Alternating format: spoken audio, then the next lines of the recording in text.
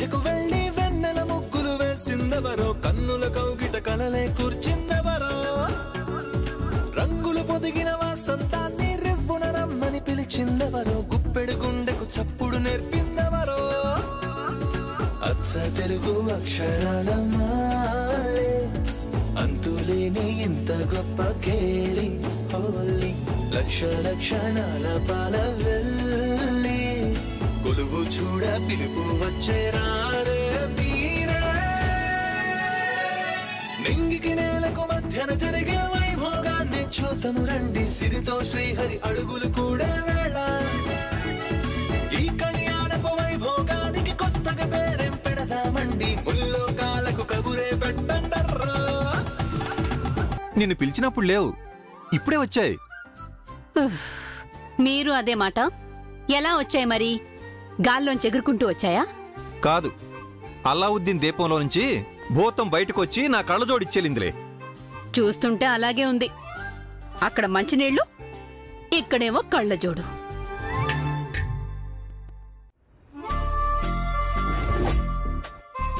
కొంపతీసి అక్క పని కాదు కదా? అర్థమైంది, ఇప్పుడే వస్తాను. ఓ, మనం ఇక్కడి నుంచి వెళ్ళిపోవాలి ముందు.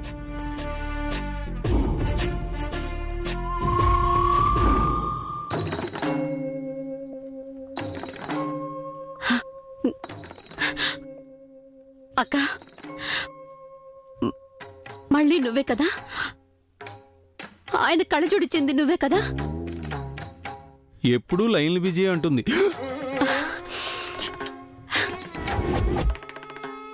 ఏం మనుషులక్క వెళ్ళు, చనిపోయావన్న జాలి కూడా లేకుండా నీతో పనులు చేయించుకుంటున్నారక్క వీళ్ళు. అంతే అక్క, ఈ అత్తింటి వాళ్ళు అంతే అక్క. చచ్చినా కూడా మనకి చాకిరి తప్పదక్క, తప్పదు అక్క. ఇంకెవరు పిలిచినా సరే నువ్వు రాకు, వద్దు. నువ్వు పడి పడి వెళ్ళావు, ఇప్పుడు నేను పడుతున్నాను కదక్క, పడతాను. నువ్వు మాత్రం రాకు, రావద్దు. నేనున్నానుగా, చూసుకుంటాను. ఈవిడి పిచ్చి పరాకాష్ఠకు వెళ్ళిపోయింది. ప్లీజ్ అక్క, అర్థం చేసుకో. మేడం, మీరు ఏమీ అనుకోనంటే ఓ మాట చెప్పనా? ఏంటి? మీరు గోడలతోని ఫోటోలతోని మాట్లాడటం మానేసి ఓ మంచి డాక్టర్ని కలవండి. ఎందుకు? మీ అక్కయ్య గారు మీకు కనిపించడం మానేస్తారు. చూడు చారి, ఆవిడేం నాకు కనిపించట్లా. నేను చేయాల్సిన పనులన్నీ ఆవిడ చేసేస్తున్నారు. కల్పన, వస్తున్నా. నేను వెళ్తున్నానక్క, నువ్వు ఆగు.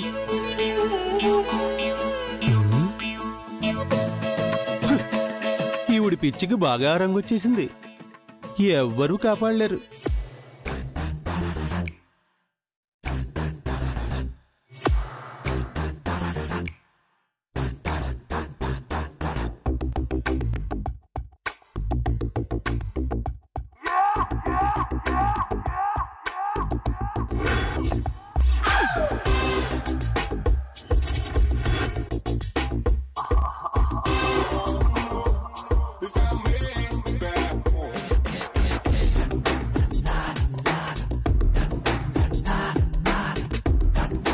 ఏంట్రా బాబు, ఇలా ఇరుక్కుంటున్నానేంటి ఈ ఇంట్లో? ఈ ఫ్యామిలీ మొత్తం దేవీపురంలో ఉన్నారు. అక్కడి నుంచి నేను ఇంటికి రావడం ఏంటి? ఈ లింక్ ఏంటి? భగవంతుడా, ఎక్కడ దేవీపురం, ఎక్కడ నేను? ఏమిటో.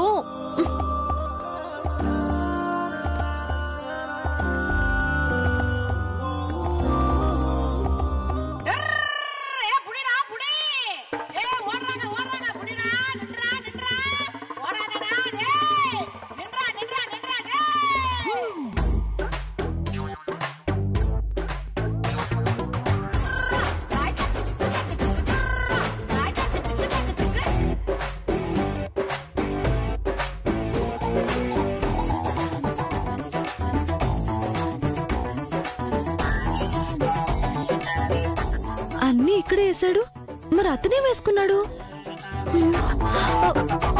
ఇదే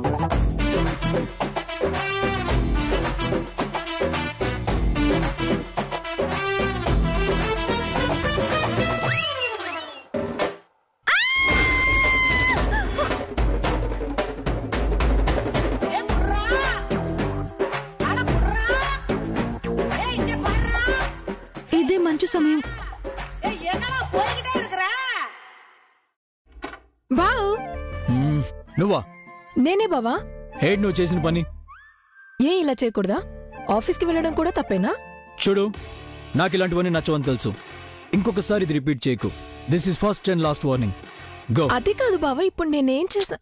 గో.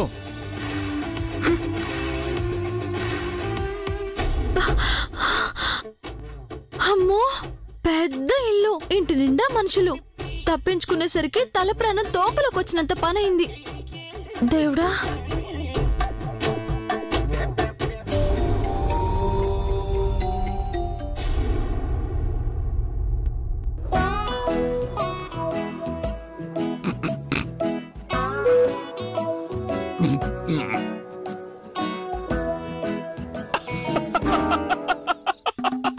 మొత్తానికి అలా జరిగిందన్నమాట.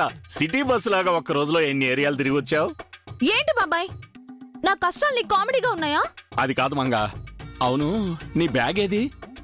అదెక్కడో పడిపోయింది. ఆ రాణి మనుషులే కొట్టేసుంటారు. సరిపోయింది. బ్యాగ్ ఇక్కడే పెట్టి వెళ్ళవే అని ఉదయాన్నే చిలక్కి చెప్పినట్టు చెప్పాను, విన్నావా? ఆ సంచిలో సౌదీ రాజు సంపద ఏదో ఉన్నట్టు వెంట తీసుకెళ్ళావు. ఇప్పుడు చూడు ఏమైందో. రావాల్సిన డబ్బులు రాకపోగా ఉన్న డబ్బులు కూడా పోయాయి.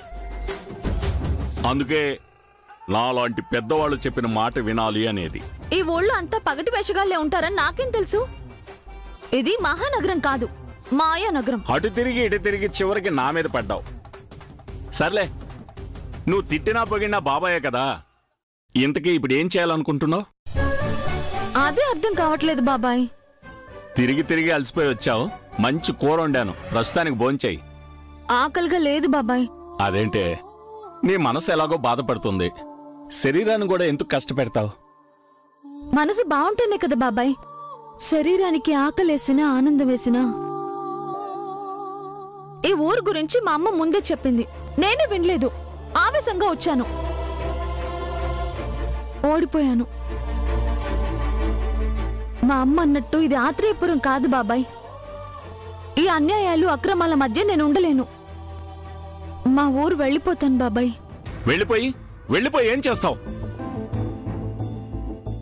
ఉన్న 4 రోజులైనా మా అమ్మ కళ్ళ ముందుంటాను. ఎలా ఉంటావు? ఏడుస్తున్నా? కళ్ళ నిండా నీళ్లుంటే అమ్మ మాత్రం ఎలా కనిపిస్తుందే నీకు?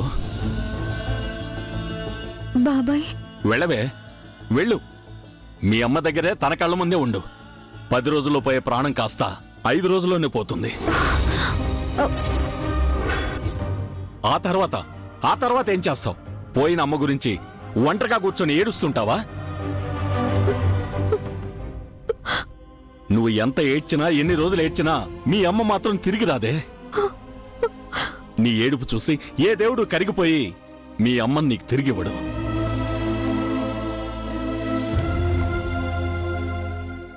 తెలుసు బాబాయ్, కానీ నేనేం చేయను. ప్రయత్నం చేయి. ఓడిపోవడం తప్పు కాదు, ప్రయత్నం ఆపడం తప్పు. మళ్ళీ ప్రయత్నించు. నీ శక్తి కొలది పోరాడు. నీ ఒంట్లో ఆఖరి రక్తం పొట్టు ఆవిరయ్యేంత వరకు శ్రమించు. పరిస్థితులకి తలవంచడం కాదు, విధికి ఎదురీదు. సమస్యను సవాలు చేసి గెలువు. అమ్మంటే నీకు ప్రాణం కదా.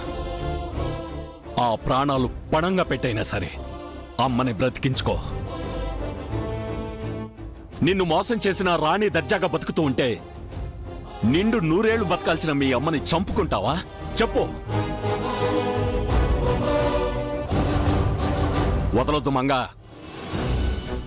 వస్తువో డబ్బో పోతే తిరిగొస్తుంది, ప్రాణం పోతే తిరిగి రాదు.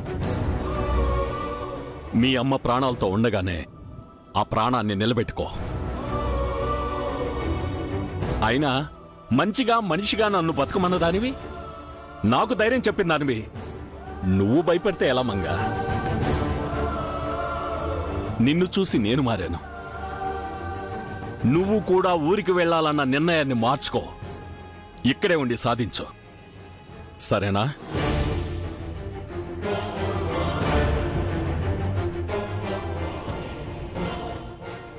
అలాగే బాబాయ్, ఉంటాను. అమ్మని బ్రతికించుకుంటాను. అమ్మాయ్యా, ఇప్పుడు నాకు తృప్తిగా ఉంది. భోంచేసి త్వరగా నిద్రపో. రేపు పొద్దున్నే ఏం చేయాలో ఆలోచిద్దాం.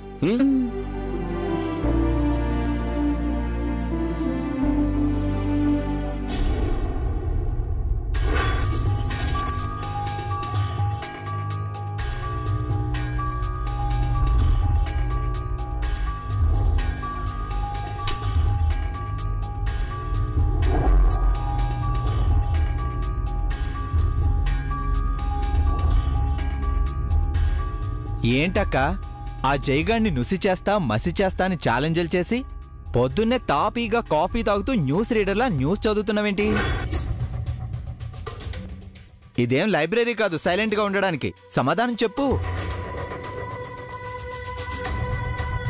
పిలవని పేరెంటానికి వచ్చినట్టు ఆ రోజు పార్టీకొచ్చి నన్ను ఇంప్రెస్ చేశాడు. రింగ్ని వెనక్కి పంపి ఎంగేజ్మెంట్ని రద్దు చేసిన నిత్యని మనకి తెలియకుండా 24 అవర్స్ తనతో తిప్పుకొని ఇంప్రెస్ అయ్యేలా చేశాడు. అలాంటి వాణ్ణి డిప్రెస్ చేయడం అంత ఈజీ కాదురా. నువ్వు అనవసరంగా వాడికి హైప్ ఇస్తున్నావు. వాడికన్నా 1 స్టెప్ హైట్లో ఉన్న నీకు వాడిని పడగొట్టడం అంత కష్టమా? వాడి ప్లేస్లో ఇంకెవడున్నా విదిన్ మినిట్స్లో మ్యాటర్ క్లోజ్ చేసి చెక్ పెట్టేసి ఉండేదాన్ని. కానీ వాడు జై నన్ను స్ఫూర్తిగా తీసుకొని నాకు పోటీగా ఎదిగి నా ప్లేస్కి రావాలి అనుకుంటున్నవాడు. అంత తేలిక కాదు. నువ్వు తలుచుకుంటే అంత కష్టం కూడా కాదు. లేదురా, ఇది ఓ రకంగా వాడికి నాకు వార్ లాంటిది. అవతలి వాడికంటే ఆధునికమైన ఆయుధం ఉంటే తప్ప గెలవలేం. ఆ వెపన్ కోసమే ఎదురు చూస్తూ ఉన్నాను.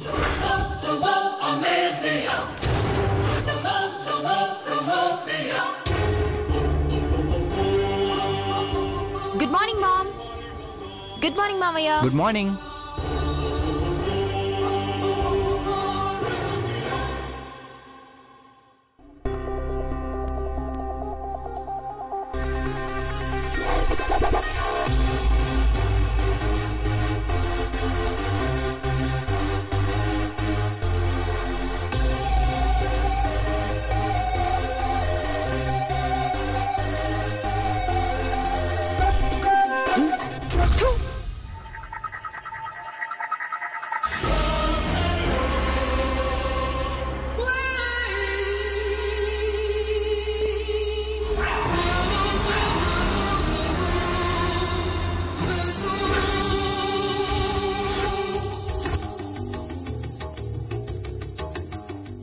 నాకు స్ట్రాంగ్ కాఫీ కావాలని నీకెన్నిసార్లు చెప్పాను? క్షమించండి అమ్మా. ఛీ, I don't want your bloody క్షమాపణ and shit. Don't show your face to me once again. Get lost. మళ్ళీ ఇంట్లో కనిపించావంటే చంపేస్తాను చెప్తున్నా. అవుట్. అరే, మళ్ళీ మరో పర్మిషన్ తరిమేశావా? తను వచ్చి నెల కూడా కాలేదు. ఇలా వచ్చిన వాళ్ళందరి మీద కాఫీ కప్పులు టిఫిన్ ప్లేట్లు విసిరి వెళ్ళగొడితే ఎలా నిత్య? నాకదంతా తెలియదు మావయ్య. అర్జెంట్ గా ఇంకో మంచి పని మనిషిని చూడు. That's all. ఆర్డర్ వేయడం ఈజీనే, కానీ ఇప్పటికిప్పుడు ఒక కొత్త పని మనిషి ఎక్కడ దొరుకుతుంది?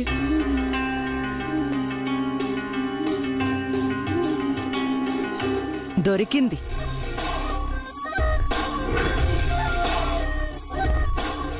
ఏంటి, పాత పని మనిషి ఇంకా గేటు కూడా దాటలేదు, అప్పుడే కొత్త పని మనిషి దొరికేసిందా? నీకు పని మనుషులు కూడా తెలుసా అక్క? నాకు దొరికింది అని చెప్పింది పని మనిషి కాదు, జైకి చెక్ పెట్టే వెపన్, ఆయుధం దొరికింది. నేనేం మాట్లాడుతున్నాను, నువ్వే మాట్లాడుతున్నావు. పని మనిషి కాఫీ చెత్తగా చేసి నాకు కొత్త థాట్నిచ్చింది. ఇన్నాళ్ళు నిత్య నాలాగా టాలెంటెడ్ అని మురిసిపోయాను, ఆరగెంట్ కూడా అని మర్చిపోయాను. ఇది కొత్త ఆలోచన ఏంటి? నిత్యకు చిన్నప్పటి నుంచి కోపం ఎక్కువ, అది పాత విషయమే కదా. ఆ పాత విషయంతో పాటు ఇంకొక పాత సామెత కూడా విను. తన కోపమే తన శత్రువు. విన్నాను. అయితే ఏంటి? నిత్య కోపం నిత్యకి శత్రువో కాదో పక్కన పెడితే మనకో మంచి ఆయుధం అవుతుంది. ఎలా అక్క? ప్లాన్ వచ్చేసిందిరా. ఆయుధం దొరికేసింది. ఇక జైతో యుద్ధం మొదలు పెట్టొచ్చు. అదే ఎలా అని అడుగుతున్నాను. జైని నడి రోడ్డు మీద నిలబెట్టి నిత్యకు చాలా కోపం, దాంతో వేగలేవు అని వార్నింగ్ ఇస్తావా, లేక నిత్యను ఇంట్లో కూర్చోబెట్టి ఆ శాపం గురించి చెప్పి మోసం చేశారు అని రెచ్చగొడతావా? రెండూ కాదు. మరి నిత్యను జై ఇంటికే పంపిస్తాను. 5 రోజులు అక్కడే ఉండేలా చేస్తాను. ఆర్ యూ ఓకే అక్క? నిత్య పని మనిషిని తరిమేసిందన్న ప్రెస్టేషన్లో మైండ్ డిస్టర్బ్ అయి మాట్లాడుతున్నావు కదూ? నీ మాటలు అలానే ఉన్నాయి మరి. లేకపోతే ఏంటక్క నువ్వనేది? నిత్య ఒక్కరోజు వాడితో ఉంటేనే మనకి ఎదురు తిరిగింది. ఇంకా 5 రోజులు వాళ్ళ ఇంట్లో ఉంటే మళ్ళీ ఇంటి మొహం చూస్తుందా? కాఫీ బాగోకపోతేనే విసిరికొట్టి ఇంటి నుంచి తరిమేసింది. ఇదే ఇన్సిడెంట్ ఆ ఇంట్లో జరిగితే ఏముంది, వాళ్ళు కూడా ఇంకో కొత్త పని మనిషిని తెచ్చుకుంటారు. నిత్యని ఆ ఇంటి నుంచి పంపించేస్తారు. ఊరుకో అక్క, కాఫీకే నిత్యం కాదనుకుంటారా? నేను చెప్పింది చిన్న ఎగ్జాంపుల్ మాత్రమేరా. అలాంటివి 5 రోజుల్లో ఎన్నైనా జరగొచ్చు. అసలు నిత్యనే ఆ ఇంట్లో ఉండలేక వచ్చేయచ్చు. ఆ ఇంటి మనుషుల గురించి నేను బాగా స్టడీ చేశాను. శాపం తొలగిపోతుందో లేదో అని భయంతో భక్తి ముసుగులో బతుకుతున్న బామ్మ, వంశం నిలుస్తుందో లేదో అని టెన్షన్ అవుతున్న జనార్దన్, అతనికి రెండో భార్యగా ఆ ఇంట్లో అడుగుపెట్టి ఉనికి కోసం పోరాడుతున్న కల్పన, ఇల్లరికపు మొగుడితో సిగ్గు చచ్చి బతుకుతూ ఆ ఇంటికి తన కూతుర్ని కోడల్ని చేసి ఆధిపత్యం పొందాలి అనుకుంటున్న చంద్రిక, జైని పెళ్లి చేసుకోవాలని కలలు కంటూ మిస్ హైదరాబాద్ పోటీలో నిత్య చేతిలో ఓడిపోయి నిత్యపై జలస్ పెంచుకున్న స్వప్న. వీళ్ళందరి మధ్య నిత్యని ఒక్కసారి ఊహించుకో.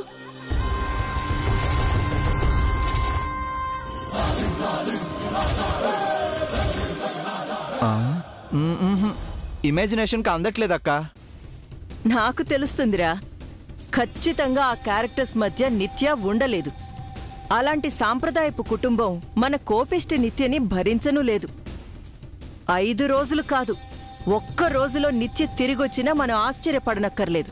అంతా బాగుంది, కానీ ఆ ఇంటికి వెళ్ళడానికి నిత్య ఒప్పుకుంటుందా? జై కోసం అది ఎక్కడికైనా వెళ్తుంది. మరి జై ఒప్పుకుంటాడా? నంబర్ 1 పొజిషన్ కోసం వాడు ఏమైనా చేస్తాడు. మొత్తానికి మంచి ప్లాన్ వేసావక్క. జై, ఇంకో వారు 1 సైడే. Be ready.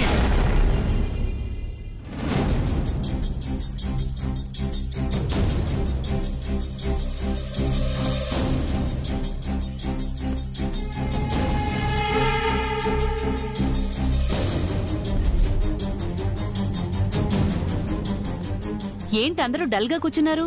టిఫిన్ చేద్దాం రండి.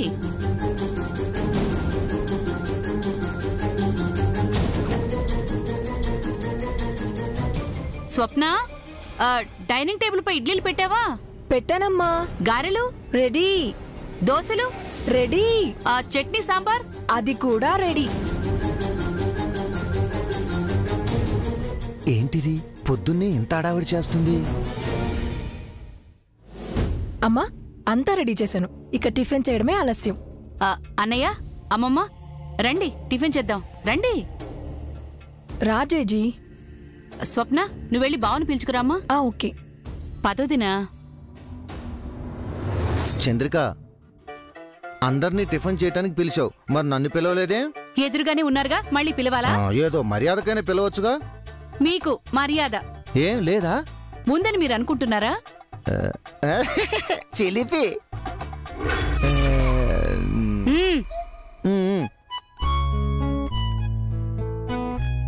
కూర్చోమ్మా.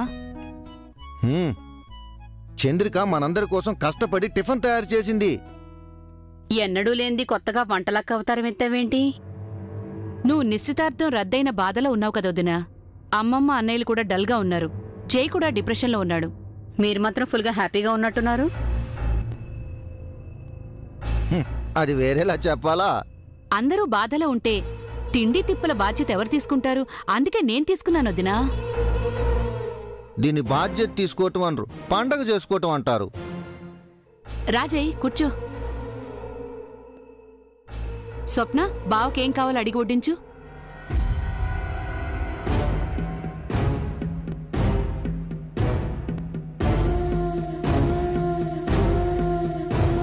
ఏంటంతా డల్గా ఉన్నారు? నిత్య ఎఫెక్ట్ బావా.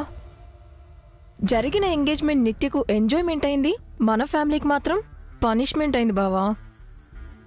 సారీ, మీ అందరికీ విషయం చెప్పడం మర్చిపోయాను. ఎంగేజ్మెంట్ క్యాన్సిల్ అవ్వలేదు, మ్యారేజ్ జరుగుతుంది.